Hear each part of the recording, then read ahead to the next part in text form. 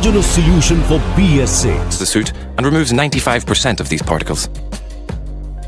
BS6 वाहनों में सबसे ज्यादा जो काम की जो चीज है वो हमारा ये फिगर है। ये फिगर है SML Isuzu, इसका है SML Isuzu का। लेकिन सभी गाड़ियों में, चाहे वो टाटा की गाड़ियां हो, अशोक लेलैंड की हो, SML की हो, तो सभी गाड़ियों में ये सिस्टम लगा हुआ है। This is EGT unit fitted and BS6 will be replacing catalytic converter with fitted and BS4 vehicles। कि भाई जो ये यूनिट है, ये क्या है? यूनिट है। ये कहां लगी हुई है? Exhaust system. जो हमारा पहले साइलेंसर आता था, उस साइलेंसर की जगह ये क्या कर दी? ये भी साइलेंसर ही है। ये भी क्या है? एक साइलेंसर ही है। ये भी क्या है? एग्जॉस्ट है। लेकिन इसमें क्या छोटी छोटी इकाइयां लगा दी हमने, सेंसर लगा दिए, एक्चुएटर्स लगा दिए, जिसके कारण हम इसको क्या कहेंगे? यूनिट कहेंगे। क्या कहेंगे? यूनिट कहेंगे। और इस यूनिट का नाम क्या है? एग्जॉस्ट यूनिट है। क्या है? Exhaust unit. अब ये जो एग्जॉस्ट यूनिट है वो कैसे काम करती है, क्या क्या इसके फीचर्स है भाई?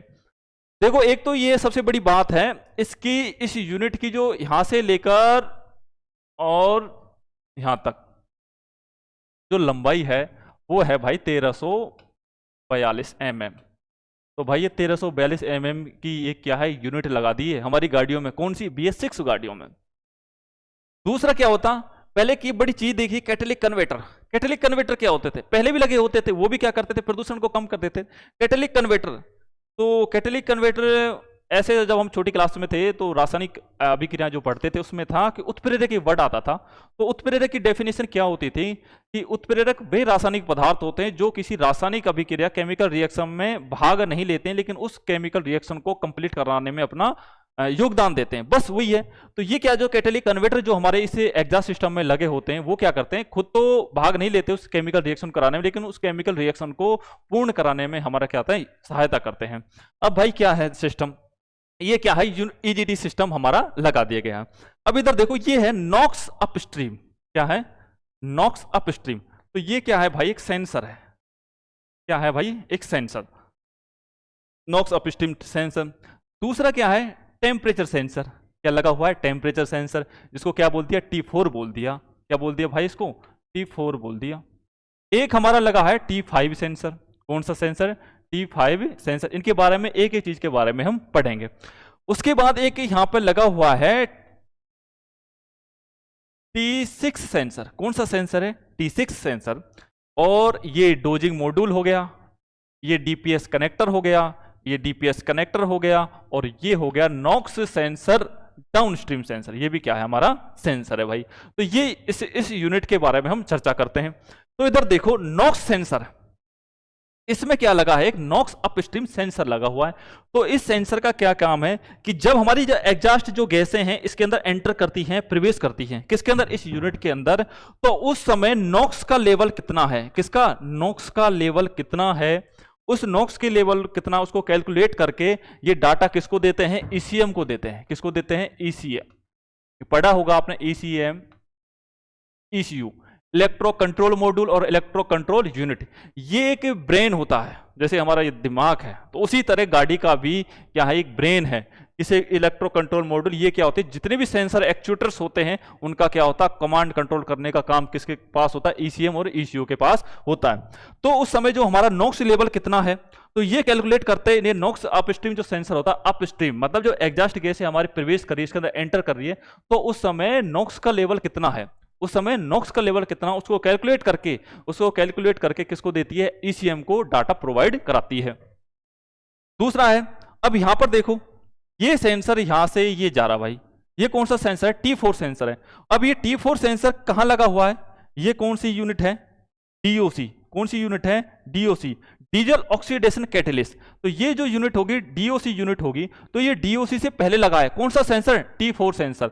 तो इसके मतलब ये T4 मतलब टेम्परेचर, इसका काम क्या है? टेम्परेचर को कैलकुलेट करना।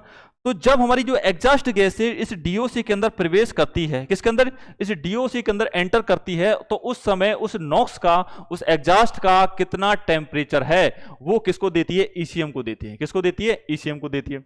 उसके बाद भाई आगे चलते हैं। जब ये एग्जॉस्ट गैसें किसके अंदर एंट्री करती है? DPF के अंदर एंट्री करती है।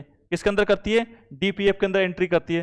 तो DPF के अंदर एंट्री करने से पहले एक सेंसर यहां पे लगा हुआ है जिसे क्या कहते हैं? T5 सेंसर कहते हैं। क्या कहते हैं? T5 sensor. अब ये T5 सेंसर कहाँ है? DOC के तो बाद में है, लेकिन DPF से क्या है? पहले है। क्या है? DPF से पहले।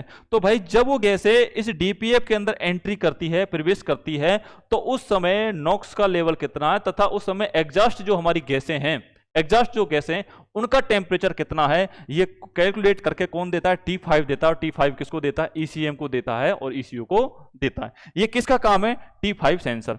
उसके बाद डीपीएस कनेक्टर लगे हुए हैं। ये डीपीएस कनेक्टर है। तो इस डीपीएस कनेक्टर के बीच में एक डेल्टा प्रेशर सेंसर होता है। क्या होता है? डेल्टा, डीपी सेंसर, जिसे डीपी सेंसर के नाम से जाना जाता है। तो दोनों डीपीएस जो कनेक्टर होते हैं उनके बीच में ये लगा होता है।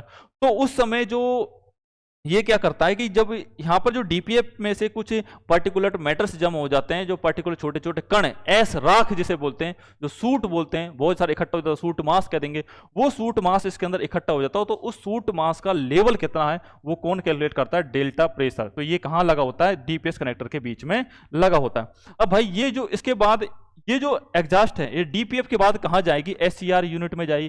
कहां जाएगी? SCR unit. तो यहां से लेकर यहां तक कौन सी है? एससीआर यूनिट है। कौन सी यूनिट है? SCR unit. अब ये एससीआर यूनिट है, 3 इकाइयों से, 3 जो सब यूनिट है, छोटी छोटी यूनिटों से मिलकर बनी होती है। एक होती है मिक्सर यूनिट, दूसरा होता है भाई एससीआर, और तीसरा होता है एएससी। तो एक तो होता है मिक्सर, सीधी सी बात है, मिक्सर यूनिट है तो उसमें क्या होगा? मिक्स होगा। अब हम बताएंगे किसका मिक्स होगा।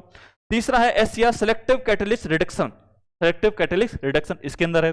और अमोनिया स्लिप कैटलिस्ट। तो ये क्या है? 3 यूनिटों से मिलकर बनी होती है।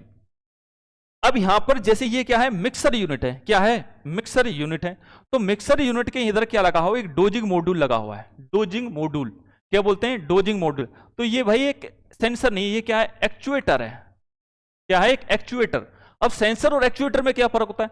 सेंसर क्या होता है? हमारा डाटा प्रोवाइड करते हैं कि इस समय भाई नॉक्स का लेवल कितना है, टेम्परेचर कितना है, ये काम कौन कर रहा है? हमारा सेंसर कर रहा है। एक्चुएटर क्या करते हैं? जो डाटा प्रोवाइड करते हैं उस डाटा के हिसाब से हमें क्या करते हैं? काम करते हैं। जैसे मेरी आंख है, ये क्या सेंस कर रही है, नाक है, ये क्या सेंस कर रही है, लेकिन हाथ काम कर रहा है, लेकिन किस पे काम कर रहा है? उस डाटा पर काम कर रहा है। तो ये मेरा क्या हो गया? एक्चुएटर हो गया। हाथ क्या हो गया? मेरा एक्चुएटर हो गया। तो ये जो डोजिंग मॉड्यूल है, ये क्या करता है? डोज देता है। क्या देता है? डोज देता है। ये क्या होता है? एक इलेक्ट्रॉनिक इंजेक्टर होता है। क्या होता है? इलेक्ट्रॉनिक इंजेक्टर होता है। इंजेक्ट करता है, छिड़काव करता है। किसका? यूरिया का छिड़काव करता है। क्या करता है? यूरिया का, डीईएफ का छिड़काव करता है। आगे पढ़ेंगे डीईएफ क्या होता है, यूरिया क्या होता है ना, उसके बारे में। तो ये जो डोजिंग जो मॉड्यूल लगा हुआ है हमारा, ये क्या करता है? इस डोजिंग मॉड्यूल पर इंजेक्ट करता है उसको। यूरिया का क्या करेगा? स्प्रे करेगा। किसमें स्प्रे करेगा? जो एग्जॉस्ट जो हमारी गैस आ रही, तो वो एग्जॉस्ट गैस इस यूरिया से मिलकर क्या हो जाती है? मिक्स हो जाती है। क्या हो जाती है? मिक्स हो जाती है। और इससे फिर यहां से क्या जाती है? वो एग्जॉस्ट के माध्यम से बाहर निकल केमिकल रिएक्शन हो जाती है। इसमें क्या होती है? केमिकल रिएक्शन होती है। केमिकल रिएक्शन से होने से जो हमारा पर्टिकुलर मैटर है और नॉक्स है, जो नॉक्स क्या होता है हमारा 99% क्या हो जाता है? खत्म हो जाता है। जब मिक्सर यूनिट से जब वो एग्जॉस्ट आगे जाता है तो नॉक्स का जो हमारा है वो 99% क्या हो जाता है? खत्म हो जाता है। किस यूनिट के अंदर? इस वाली यूनिट के अंदर। यहां से तो मिक्स हुआ, लेकिन इस यूनिट के अंदर क्या हो गया? 99% खत्म हो गया। कैसे खत्म हो गया? तो अभी बताते हैं। दूसरा, तो यहां से जब ये एग्जॉस्ट गैसें निकलती हैं तो उस समय नॉक्स का लेवल कितना है? यहां से निकल गया, हो एग्जॉस्ट निकल गया, लेकिन हमारे उस एग्जॉस्ट में क्या था? कार्बन मोनोऑक्साइड था, हाइड्रोकार्बन था, कार्बन डाइऑक्साइड था, पार्टिकुलर मैटर था, और क्या था? नॉक्स था। तो भाई हमें किसको कम करना? नॉक्स को कम करना। तो इन सारे प्रोसेस से जब एग्जॉस्ट निकलता है तो उस समय नॉक्स का लेवल कितना है, तो वो कौन करता है? नॉक्स सेंसर डाउनस्ट्रीम कि नॉक्स का लेवल कितना है। ये डाटा कैलकुलेट करके किसको देता है? ईसीएम को या ईसी यूनिट को देता है। अब इनके पर्टिकुलर क्या काम होते हैं? भाई ये डीओसी है, तो ये डीओसी क्या करेगा? डीओसी क्या करता है? जो हमारा पर्टिकुलर मैटर होता है कार्बन मोनोऑक्साइड, उसको क्या करता है? कम करता है। भाई कम कैसे करता है? तो इसके अंदर जो कोटिंग होती है, क्या होती है?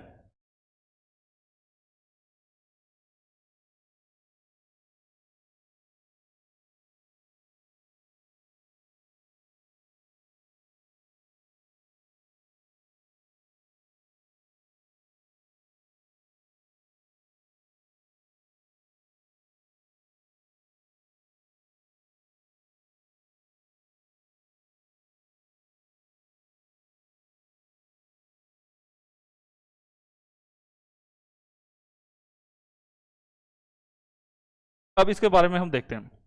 ये डीओसी है, तो ये डीओसी क्या करेगा, जब इसमें एग्जॉस्ट जाएगा तो ये क्या करेगा, कार्बन मोनोऑक्साइड तथा पर्टिकुलर जो मैटर होता है हमारा उसको क्या कर देता है, 30% क्या कर देता है, कम कर देता है। 30% उसने क्या कर दिया, इनको कम कर दिया। अब ऐसी इसके अंदर ऐसी क्या चीज थी जिसके अंदर ये 30% कम हो गया, तो ये इसके अंदर क्या होता है, डीओसी डीपीएफ के अंदर प्लेटिनम पीटी, प्लेटिनम इरिडियम की क्या होती है, कोटिंग होती है, परत लगी होती है। ये बहुत क्या होती है, महंगी धातु होती है, सोने चांदी से भी महंगी होती है, सोने से भी महंगी प्लेटिनम इरिडियम।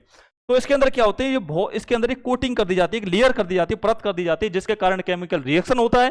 केमिकल रिएक्शन होने से क्या होता है, हमारा जो कार्बन मोनोऑक्साइड और पर्टिकुलर मैटर 30% क्या हो जाता है, कम हो जाता है। इसी प्रकार से क्या होता है, डीपीएफ के अंदर कम हो जाता है। और फिर इसमें क्या होता है, यहाँ यूरिया का छिड़काव होता है, ये मिक्सर यूनिट है। जब यूरिया का छिड़काव उस एग्जॉस्ट के अंदर आ जाता है तो नॉक्स का लेवल हमारा कितना 99% क्या हो जाता है, कम हो जाता है। ये क्या है, अब भाई 99% एक आध परसेंट तो रह गया। अब एक आध जो परसेंट रह गया वो धीरे धीरे क्या हो जाता है, जमा हो जाता है। और वो जमा किसके अंदर हो जाता है, डीपीएफ के अंदर जमा हो जाता है। एक बार गया, दो बार गया, तीन बार गया, ऐसे धीरे धीरे जमा हो जाता है। वो राख बन जाती है, जिसे कहते हैं सूट कहते हैं, क्या कहते हैं, सूट। और उसको क्या कहते हैं, सूट।